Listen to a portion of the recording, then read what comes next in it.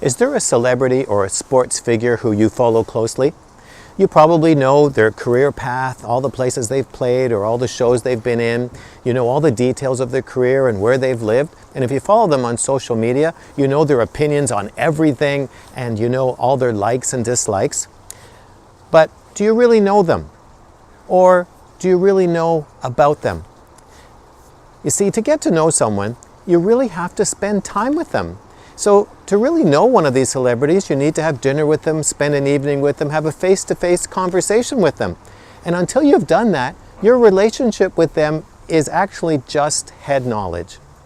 Now, I remember when my relationship with God was like that too. That I became a Christian, I said the sinner's prayer, I entered the kingdom, I read the Bible, I went to church, but I had a distant relationship with God. Like I knew I could reach Him in an emergency, but I really felt that I was on my own with His book. I had a head knowledge relationship with God. And in my observation, I think an awful lot of Christians have that kind of relationship with God. They're in the kingdom, they read the Bible, they go to church, but it's really not that close. Now, celebrities prefer that you just have a head knowledge relationship with them because they don't want to get to know you really, and they don't have time to meet everybody.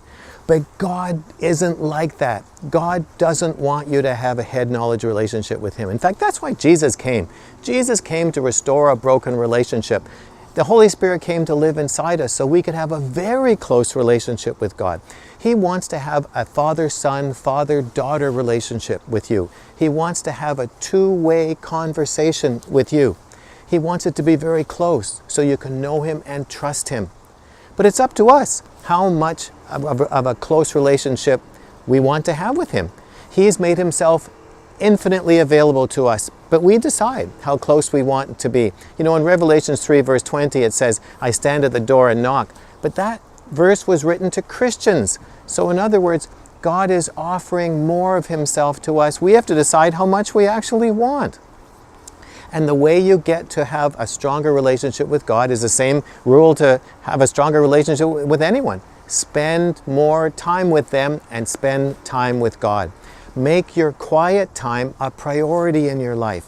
Also, when you're having your quiet time, make your prayer a two-way conversation. Of course, take your request to God, but also ask Him questions. Listen to His response. Now, I know listening to God or hearing God's voice is new to many of you. It certainly was to me for a long time.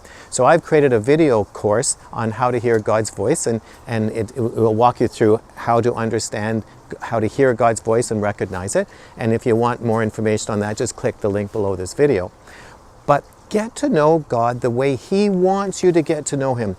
Develop a close, personal, two-way conversation with Him, because when you do, it will change your life.